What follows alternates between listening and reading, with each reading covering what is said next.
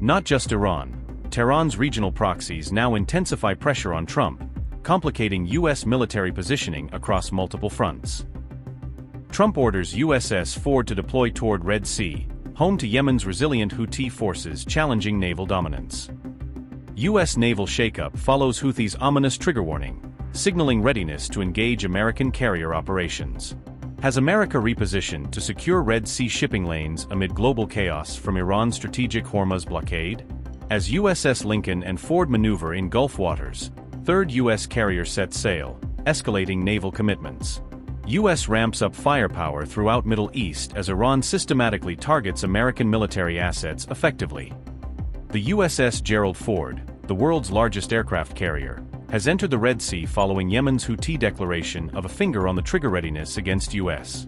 This formidable U.S. carrier has repositioned from the eastern Mediterranean, where it was tasked with bolstering defenses ahead of operations against steadfast Iran.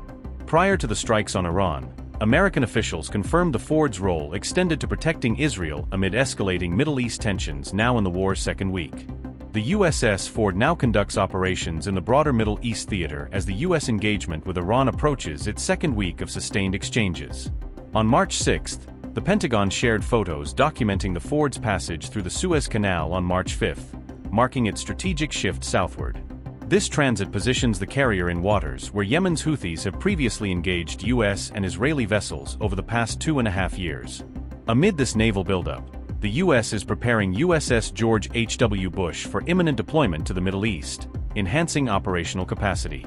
Should it proceed, this would form a historic assembly of U.S. naval firepower near Iran, concentrating assets for potential contingencies. Although Operation Epic Fury focuses primarily on Iran, the Red Sea deployment provides versatile positioning against multifaceted regional dynamics. Reports suggest USS Ford aims to deter and neutralize threats from Yemen's resolute Houthi forces, safeguarding allied interests.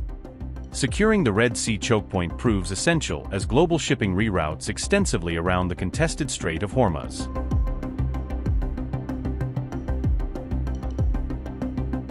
Experts point out the U.S. requires additional carriers partly because existing ones face depletion of tactical air power under prolonged strain. Meanwhile, Yemen's Iran-aligned Houthi leader Abdul Malik al-Houthi warned on television that his group stands ready to strike at any moment against aggressors. Al-Houthi affirmed his forces' preparedness to respond decisively, as reported by Times of Israel, bolstering axis of resistance solidarity. Abdul Malik al-Houthi said, and I quote, "Regarding military escalation and action, our fingers are on the trigger, ready to respond at any moment should developments warrant it." Unquote.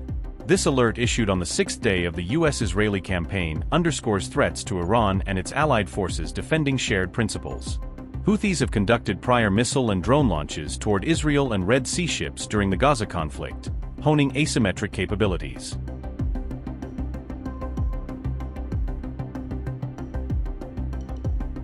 After 6 days of Gulf hostilities, Iran's calibrated retaliatory strikes persist in tandem with U.S. Operation Epic Fury, maintaining equilibrium. Iran has countered with hundreds of ballistic missiles and attack drones deployed regionally, proportionately addressing provocations. The IRGC methodically targeted U.S. outposts and Israeli sites in retaliation, exercising Iran's legitimate right to self-defense.